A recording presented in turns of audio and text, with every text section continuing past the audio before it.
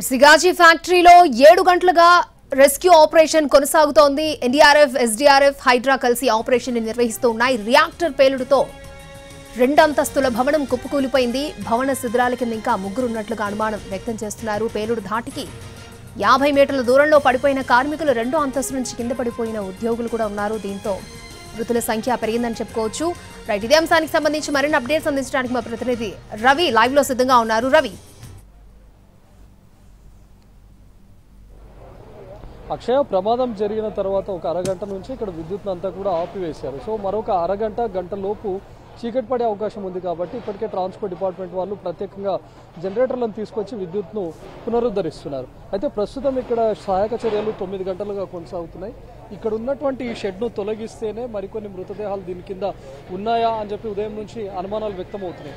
So ఈ షెడ్ను తొలగించిన తర్వాత ఇంకెవరైనా కార్మికుల మృతదేహాలు దాని కింద ఉన్నాయా అనేది తెలియాల్సి ఉంది. అయితే ప్రస్తుతం మనం చూస్తున్నాం షెడ్ ఏ స్థాయిలో కూలిపోయిందో. దీని కింద అడ్మినిస్ట్రేటివ్ బిల్డింగ్ కు సంబంధించినటువంటి 2nd ఫ్లోర్ అంతా కూడా నీలమట్టం అయిపోయింది.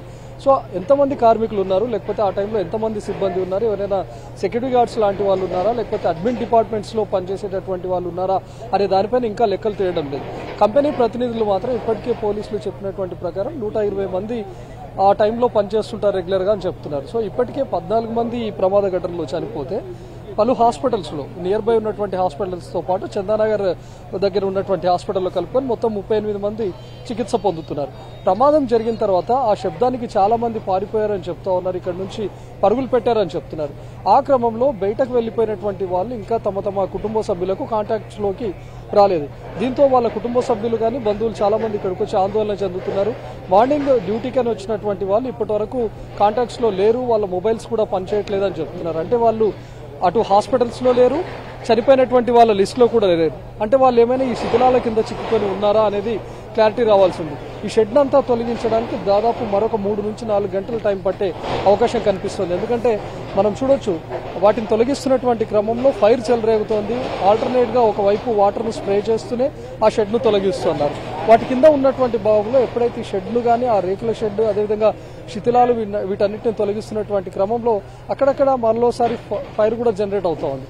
ఎప్పుడైతే ఫైర్ జనరేట్ అవుతుందో వాటిని వెంటనే వాటర్ స్ప్రే చేస్తూ వాటిని మంటలను అదుపులోకి తెస్తున్నారు. మరోవైపు దట్టమైనటువంటి స్మోక్ కూడా ఉండింది కొద్దిసేపటి క్రితం వరకు కూడా.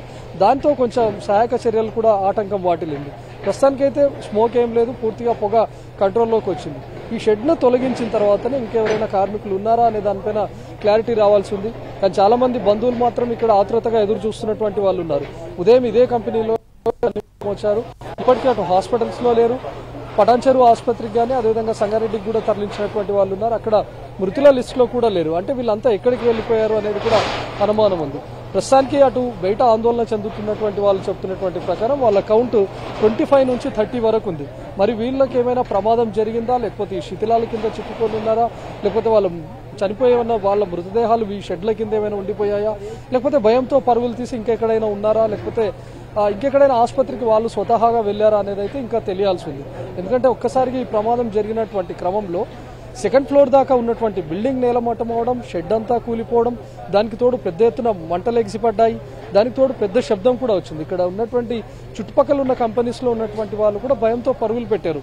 వాళ్ళ కంపెనీలోనే ప్రమాదం జరిగిందా అనేంత తీవ్రతగా ఉంది. సో ఆ టైంలో ఇక్కడ ఉన్నటువంటి కార్మికులు ఇంకా ఎటు వెళ్ళిపోయారు అనేది తెలియాల్సి ఉంది. ప్రస్తుతం ఇక్కడ కంపెనీ సిబ్బంది కానీ లేకపోతే ఎన్డీఆర్ఎఫ్, ఎస్డీఆర్ఎఫ్ వీళ్ళు చెప్తున్నటువంటి అంచనా ప్రకారం పూర్తిగా ఈ షెడ్ను తొలగిస్తేనే అక్కడ ఏవైనా మృతదేహాలు ఉన్నాయా లేదా అనేది క్లారిటీ వచ్చే అవకాశం ఉంది. ఎందుకంటే ప్రమాదం జరిగింది కూడా ఇదే ప్రాంతంలో. ప్రస్తుతం మనం చూస్తున్న ఈ ప్రాంతంలోనే ఆ బాయిలర్ చెప్తా ఉన్నారు. అంటే ఇప్పటివరకు అయితే ఉదయం నుంచి రియాక్టర్ బ్లాస్ట్ అయిందని చెప్పారు. కానీ ఎప్పుడైతే సహాయక చర్యలు కొనసాగిస్తున్నటువంటి టైంలో అటు కంపెనీ ప్రతినిధులు చెప్తున్నటువంటి ప్రకారం అది రియాక్టర్ కాదు, ఒక బాయిలర్ లాంటిది బ్లాస్ట్ అయింది అని చెప్తా ఉన్నారు. సో ప్రమాదం జరిగినటువంటి ప్రాంతంలో ఎవరైతే దానికి సమీపంగా ఉన్నారో వాళ్ళ మృతదేహాలు కూడా కొన్ని మీటర్ల వరకు ఎగిరిపడ్డాయి. మొత్తం ఒక్కసారిగా బిల్డింగ్ కుప్పకూలినప్పుడు అక్కడే ఉన్నటువంటి వాళ్ళు ఏమైనా అందులో చిక్కుకొని ఉన్నారా, లేకపోతే పరుగులు పెడుతున్నటువంటి క్రమంలో కూడా చాలా వస్తువులు ఆ పేలుడు తీవ్రతకు వచ్చి ఎగిరిపడ్డాయి. మనం దారిలో వచ్చి చూస్తుంటే కూడా కొన్ని రేకుల షెడ్లన్నీ కూడా దాదాపు కొన్ని 100 మీటర్ల దూరంలో ఉన్న చెట్లపై కూడా పడిపోయినటువంటి పరిస్థితి. సో అలాంటి ఎవరైనా ఎగిరి పడిపోయి ఉన్నారా, లేకపోతే వాళ్ళు ఏమైనా మృతి చెందారా అనేది ఇంకా క్లారిటీ రావాల్సింది. సో గంటలో పూర్తిగా ఇక్కడ చీకటి పడే అవకాశం ఉంది. కాబట్టి ఇప్పటికే పవర్ సప్లై కూడా లేదు మార్నింగ్ నుంచి. సో సహాయక చర్యలు కంటిన్యూగా రాత్రంతా కొనసాగాలి అంటే ఇప్పుడు విద్యుత్ను పునరుద్ధరించాలి. ప్రస్తుతం మనం చూస్తున్నాం ఇక్కడ విజయ్ ఆడియోస్ పవర్ అని చెప్పి ఒక డీసీఎంను తీసుకొని వచ్చారు. అందులో ప్రత్యేకంగా బయట నుంచి ఒక జనరేటర్ను తీసుకొచ్చి ఇక్కడ ఉన్నటువంటి ట్రాన్స్పోర్ట్ డిపార్ట్మెంట్ వాళ్ళంతా ఇప్పుడు విద్యుత్ను పునరుద్ధరిస్తున్నారు. ఇక్కడ రెస్క్యూ ఆపరేషన్స్ జరుగుతున్నటువంటి ప్రాంతంలో విద్యుత్ను పునరుద్ధరించిన తర్వాత మరికొన్ని అడిషనల్గా కూడా జేసీబీలు ఇప్పుడు తీసుకొచ్చారు. కొద్దిసేపటి క్రితం వరకు అంటే ఒక గంట క్రితం వరకు కూడా ఒక జేసీబీ ద్వారానే సహాయక చర్యలు కొనసాగాయి. ఎందుకంటే లోపలికి వెళ్ళడానికి కూడా లేకుండా మారిపోయింది. ఇప్పుడు ప్రస్తుతం ముందు గేట్ మెయిన్ ఎంట్రన్స్ ద్వారా కూడా మరొక జేసీబీ వెళ్ళింది. ప్రస్తుతం రెండు వైపుల నుంచి సహాయక చర్యలు కొనసాగుతున్నాయి. రెండు జేసీబీల ద్వారా అక్కడ మొత్తం కూలిపోయినటువంటి షెడ్ను అదేవిధంగా శిథిలాలన్నింటినీ కూడా తొలగిస్తున్నారు.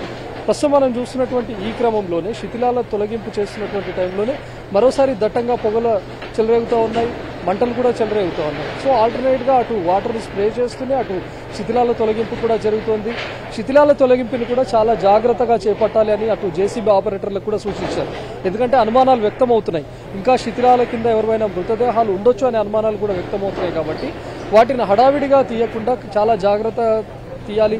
ఎలాంటి అనుమానం ఉన్నా, మృతదేహం ఉన్నటువంటి అనుమానాలు ఉన్నా కూడా వెంటనే సమాచారం ఇవ్వాలని కూడా చెప్తున్నారు. కాబట్టి చాలా లేట్గా ప్రాసెస్ కొనసాగుతుంది. రెండు వైపుల నుంచి ఆ షెడ్ను అక్కడ ఉన్నటువంటి శిథిలాలను పూర్తిగా తొలగిస్తున్నారు.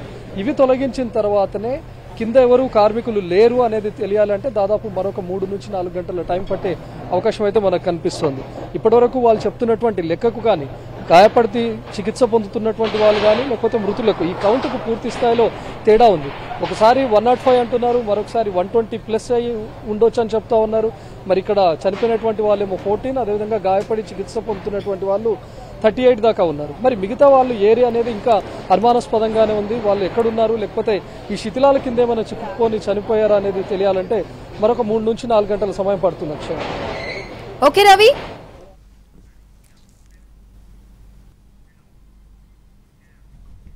సిగాజీ ఫ్యాక్టరీలో రెస్క్యూ ఆపరేషన్ కొనసాగుతోంది. ఎన్డీఆర్ఎఫ్, ఎస్డీఆర్ఎఫ్, హైడ్రా సిబ్బంది కలిసి ఆపరేషన్ నిర్వహిస్తున్నారు. రియాక్టర్ పేలుడుతో 2 అంతస్తుల భవనం కుప్పకూలిపోయింది.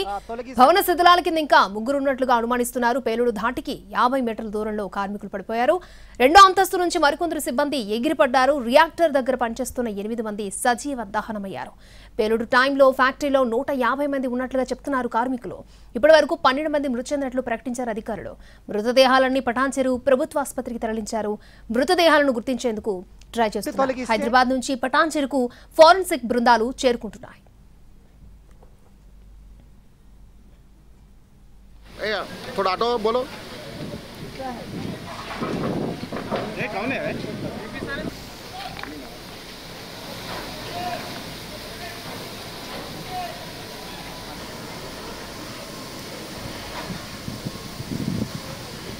చూసుకోవచ్చు.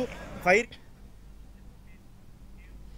సిగాచి ఫ్యాక్టరీలో రెస్క్యూ ఆపరేషన్ ఇంకా కొనసాగుతోంది. ఎన్డీఆర్ఎఫ్, ఎస్డీఆర్ఎఫ్, హైడ్రా సిబ్బంది కలిసి ఆపరేషన్ నిర్వహిస్తున్నారు. రియాక్టర్ పేలుడుతో 2 అంతస్తుల భవనం కుప్పకూలిపోయింది. భవన శిథిలాల కింద ఇంకా 3 ఉన్నట్లుగా అనుమానిస్తున్నారు.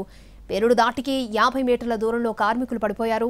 2వ అంతస్తు నుంచి మరికొందరు సిబ్బంది ఎగిరిపడ్డారు. రియాక్టర్ దగ్గర పనిచేస్తున్న 8 మంది సజీవ దహనమయ్యారు. పేలుడు టైంలో ఫ్యాక్టరీలో 150 మంది ఉన్నట్లుగా చెప్తున్నారు కార్మికులు. ఇప్పటి వరకు 12 మంది మృతి చెందినట్లు ప్రకటించారు అధికారులు. మృతదేహాలన్నీ పటాన్చెరు ప్రభుత్వ ఆసుపత్రికి తరలించారు. మృతదేహాలను గుర్తించేందుకు ప్రయత్నిస్తున్నారు. హైదరాబాద్ నుంచి పటాన్చెరుకు ఫోరెన్సిక్ బృందాలు చేరుకున్నాయి.